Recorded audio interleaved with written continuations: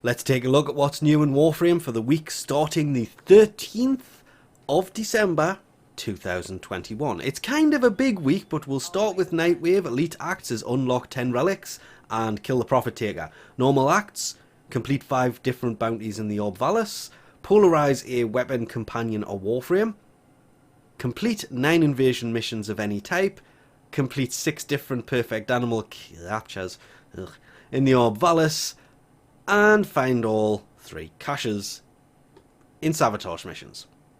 All in all, pretty easy. Should be as well. Just gonna say it. Cred offerings, there is Gauze's Mag helmet. It's there, because people are still asking for that thing, even though Mag's, that's the coil. I was hoping Mag's Gauze helmet would come with it. There is the usuals, the Obelite, the Kuva, the Nyatan, the Vauban ports, Catalyst, Reactor blueprints.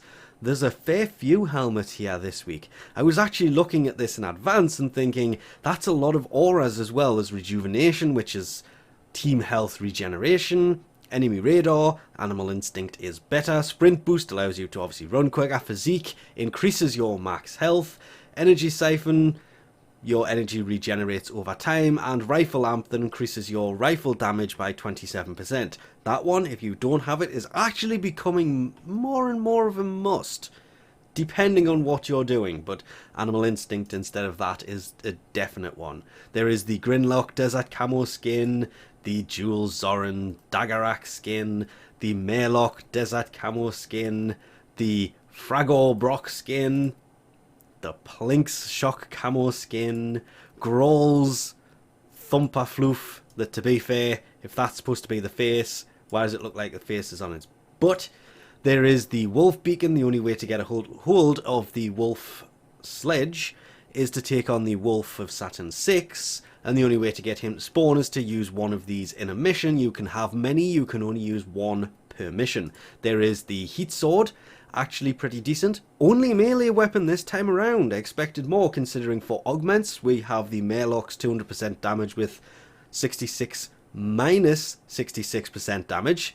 Singularity, which is the absorb augment for Nyx. Power of 3, the quiver augment for Ivora. Rumble, the rumble augment for Atlas, basically allows you to do some fun things. Deceptive Bond, the decoy augment for Loki, and wow, accuracy while aiming with a Supra. It doesn't say on kill, it just says plus 100% accuracy when aiming for the Supra. Heading off to see Teshin really quickly, see what he's brought for this week's Steel Path Honor store. It is the Umbra Former. Great timing on this, considering what else comes out this week. So worth picking up if you don't have one. Even if you do have one, it's worth picking it up if you have the Steel Essence to pick it up. That's actually very well timed by DE, because you kind of need 3 of those to build a proper umbral frame, and having it come up this week is very clutch for those who need it. There is, of course, the Veiled Riven Cipher as well, if you need it. Primary Arcane Adapter, Secondary Arcane Adapter, there's been no update, so I'm not going to mention the other in-action glyph that's not there, but that is huge. The Umbra Former, that is almost perfectly timed. I hope you don't need that to build stuff. If you have Helminth's Invigoration segment and you have been forward planning for what comes this week, I meant to fill these last 2, and to be honest, I completely forgot about it, and I'm really hoping that people out there who have been saving this so they can have their mutated augment this week to do the upcoming update this week, we'll get onto that in a second, they have better rolls than I had. Melee crit chance, primary crit chance, and secondary damage. Guess it's going to be that one. I kind of, I don't know, 1,000 armor. Okay, 1,000 armor will go really well, but the melee crit chance would probably go much better for what we have to do this week. Then on Tuesday, about 2 PM ET, the Prime Resurgence will be changing.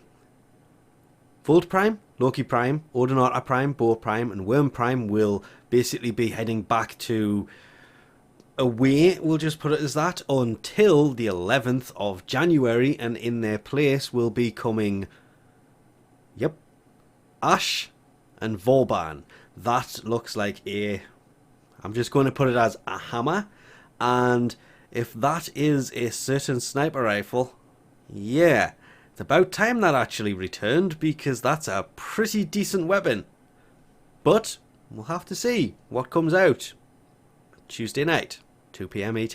And lastly, of course, coming December the 15th to all platforms is the new war, which means the quest we get to play as Teshin or Carl or the corpus I can never remember the name of, Veso, yes, Veso, okay.